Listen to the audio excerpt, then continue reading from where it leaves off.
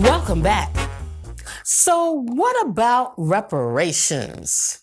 What about the idea that repair is needed for a peoplehood so severely injured and taking off its own path? Today, the righteous call for reparations spans the globe from the United States and countries in the Caribbean to African countries. The demand is straightforward and forthright. Former imperial colonizers need to make tangible amends and return ill-gotten gains to the countries whose trajectories were irreparably damaged by their vicious intrusions. The fundamental idea of reparations is to repair, to correct an injustice via compensation, to fix what was broken. In some ways, reparations is as old as emancipation itself, with newly liberated, formerly enslaved people demanding compensation for their unpaid labor. In the United States, the mother of the reparations movement, Callie House, was born into slavery. She witnessed firsthand the misery and destitute condition of formerly enslaved people, now elderly, with no decent means to care for themselves. In 1890, House organized the National Ex-Slave Mutual Relief Bounty and Pension Association and demanded payment due to unpaid formerly enslaved people. The U.S. government falsely accused and jailed House for mail fraud. Her imprisonment caused the first national grassroots African-American movement to collapse and temporarily ended the reparations struggle. The same tactic of false accusation and imprisonment for mail fraud was also successfully used to end the Garvey movement a half century later. During the 20th century, several organizations resumed the righteous call for reparations. In the U.S., the National Coalition for Reparations for Blacks in America, commonly known as NCOBRA, was founded in 1987 by Amari Obadele and Chokwe Lumumba, along with the National Conference of Black Lawyers and the Republic of New Africa. Also working on this front was Queen Mother Audley Moore. She was a founding member of the Republic of New Africa and founded the Committee for Reparations for Descendants of U.S. Slaves. Picking up where Callie House left off, Mother Moore's work resulted in 2 presentations to the United Nations in 1957 and 1959, demanding land and $200 billion as compensation for unpaid labor. Until recently, advocates for reparations for Africans in America were not taken seriously. In the U.S. Congress, beginning in the 1980s, Representative John Conyers annually proposed a study bill on the issue.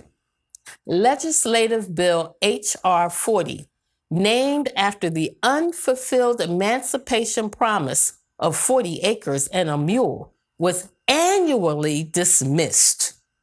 When Ta-Nehisi Coates wrote The Case for Reparations, published in the Atlantic magazine in 2014, reparations stopped being brushed off as a ludicrous idea. With the heartbreaking murder of George Floyd and the rise of Black Lives Matter, activists and politicians alike began to investigate reparations as a viable form of amelioration for a laundry list of historical sins, including racial terror, police brutality, land theft, employment discrimination, and on and on. Reparations study measures and committees have been operationalized in cities and states, including California, Illinois, Chicago, and Philadelphia. For context, the US, like countries in Europe, have paid reparations in the past for various injustices, including genocides of Native Americans and Jews, but all have been slower than molasses in January for compensating Africans anywhere. Nevertheless, reparations is being widely discussed as an idea whose time has arrived. The Truth Telling Project and its grassroots reparations campaign are now offering a course entitled Building a Culture of Reparations as an integrative approach for citizens involved in education, philanthropy, and faith-based institutions. Back in Europe, reparations has included repatriation of historical treasures looted during violent conquest. Looting, a euphemism for theft, was a common practice during the colonial era.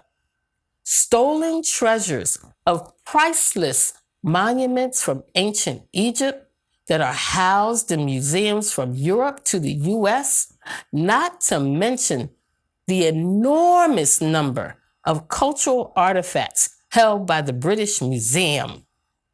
The theft of 10,000 Benin artifacts stolen in 1897 are held by at least 160 museums, including 45 in the US, 43 in the UK, and 24 in Germany, according to an article in The Griot, an internet newspaper with a focus on global Black issues. Under Smithsonian Director Lonnie Bunch, the U.S. returned 29 Benin bronzes to the Kingdom of Benin in 2022 in a ceremony held at the National Museum of African Art. European museums hold a literal fortune in looted African treasures, and their repatriation has proceeded in small dribbles. France has returned only 26 Benin treasures of hundreds, while negotiations with Belgium and the Netherlands are still in process. Germany has agreed to return 500 Benin bronzes to Nigeria, as well as priceless jewelry stolen from Namibia. All of these returns have put pressure on the British Museum, which has steadfastly resisted calls to return priceless works of art to their rightful countries. Meanwhile, a unified group of 15 Caribbean nations demanded reparations from their former European colonizers. CARICOM, short for Caribbean Community, is a regional, economic, and political organization founded 50 years ago in 1973. Created to empower formerly colonized islands, the CARICOM Reparations Commission, chaired by Sir Hilary Beckles, developed a comprehensive 10-point plan for reparatory justice from former colonizers.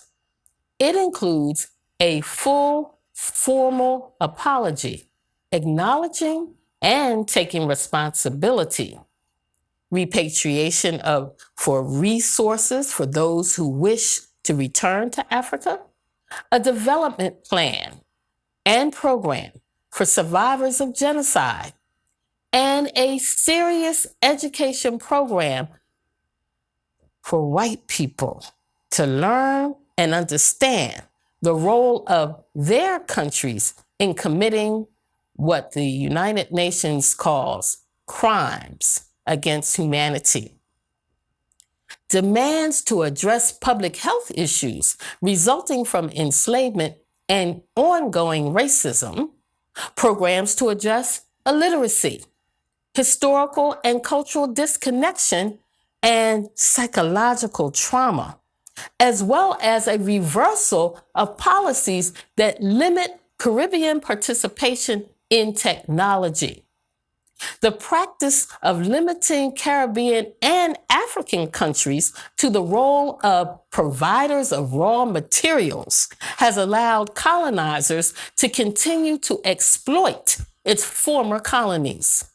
Finally, having been saddled by the colonizers with a massive crisis of poverty and various structural deficiencies, the demand for debt cancellation is critical. To be clear, governments in both the Caribbean and Africa are still cleaning up the catastrophe of colonization and are truly owed restitution. CARICOM member nations include Jamaica, Bahamas, Dominica, Barbados, and Guyana, among others. In 2003, Premier Hewitt Brown facilitated Bermuda receiving associate status to the disdain and protests of a number of white Bermudians. Speaking of Bermuda, Black Bermudians were the victims of historic land grabs by white business concerns who illegally executed their desires across the island with the duplicity of lawyers, banks, and a group of powerful politicians aptly named the 40 Thieves. Black families who were cheated from land inheritances and given no compensation have pursued justice through a government commission, despite the desire of the profiteers to sweep the findings of fraudulence under the proverbial rug. One particular Black Bermudian community was decimated for the pleasure of wealthy whites. The once vibrant Black community now consists of a luxury resort hotel, a golf course, and multi-million-dollar homes. The community's graveyard was left in place, but has been routinely desecrated by its location in the middle of the resort's golf course. Can you imagine your ancestors' final resting place being pelted regularly by golf balls? Think about that. This atrocity mirrors other land grabs globally, from Canada and the US to the Caribbean and Africa.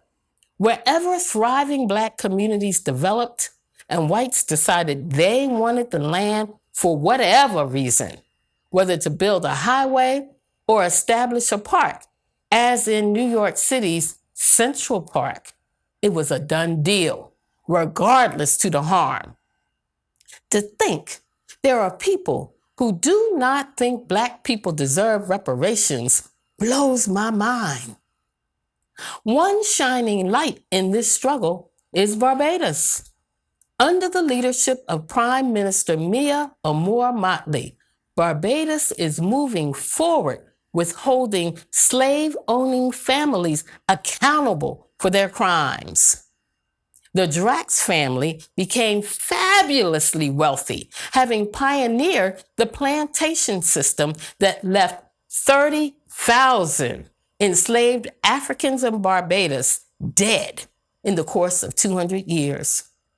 Tory MP Richard Drax inherited millions and had the nerve to not declare the 617 acres of the Drax Hall Plantation in Barbados in 2020, valued at over $12 million. That omission triggered scrutiny, not only in England, but in Barbados, where rigorous negotiations are in process for reparations to be paid by the Drax family.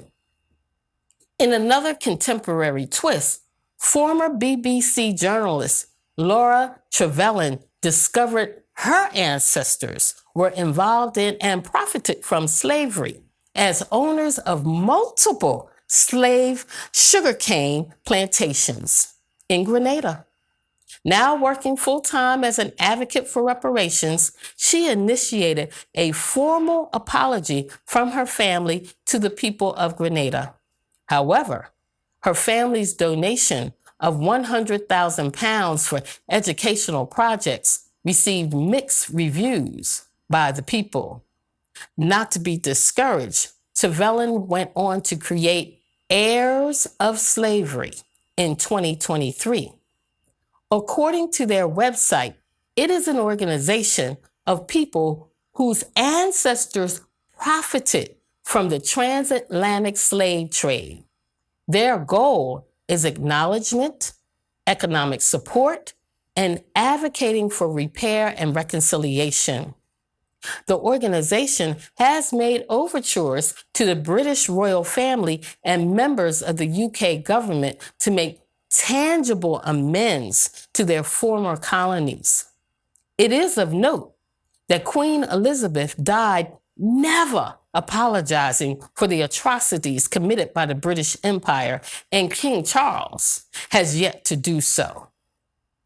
Of course, the United States has not apologized for enslavement either, despite having a Black president. It is thought that countries who formally apologize for their enslavement crimes opened the legal door even wider for reparations, hence the empty statements of regret. Natisha Bahar Singh, a Jamaican attorney and junior researcher at the Center for Reparation Research, believes the narrative around reparations must change. Bahar Singh is spot on when she said, and I quote, "We need a new paradigm.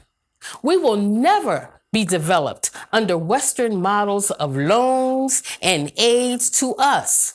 We developed them. We have to bring reparation cases to show cause and effect and how those who have been enriched from this system would not be in their situation now, except for what they have done to us. We need reparations to get us back in a position that we would have been in without these atrocities." End quote. Indeed, the righteous struggle for reparations is the fight for restorative justice of historic wrongs that linger stubbornly in the 21st century. Or, poetically speaking, reparations or reciprocity? That is the question that champions of white supremacy do not want to answer. If minimizing the harm of enslavement doesn't make the issue of reparations disappear, surely the threat of military might and economic cudgels will. To continue to keep African descendant people at bay, in their place, while white supremacist boots on our necks. Maybe. But Martin Luther King said, "The arc of the universe is long, but bends towards justice."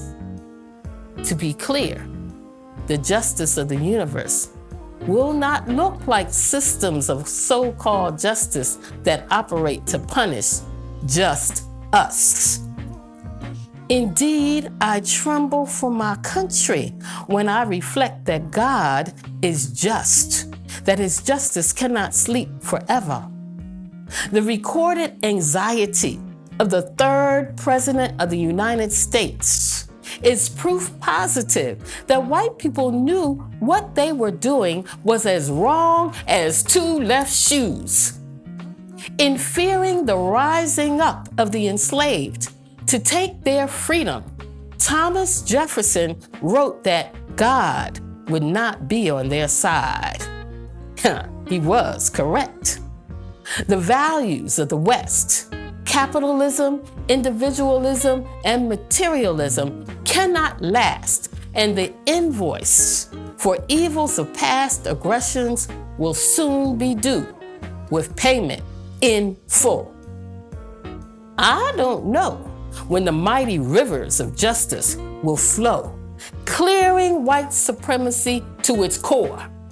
But one thing is for sure, until the colonizers, the oppressors, and usurpers acknowledge the egregious crime against African people worldwide and fulfill the demand of reparations to bring African people to wholeness in every way, the specter of a dark reciprocity will always loom as the sins of the father must visit the children or their children. Divine reciprocity is not to be played with. Lord, have no mercy. Ashe. I am M. Walimu Melody Mashere Van Putten, and I am dropping the knowledge. Ashe. Truth, justice, righteousness, harmony, balance, order, reciprocity. Truth, justice, righteousness, harmony, balance, order, reciprocity. Truth, justice, righteousness, harmony, balance, order, reciprocity. Truth, justice, righteousness, harmony, balance, order, reciprocity. Justice, righteousness, harmony, balance, order, reciprocity. Truth, justice, righteousness, harmony,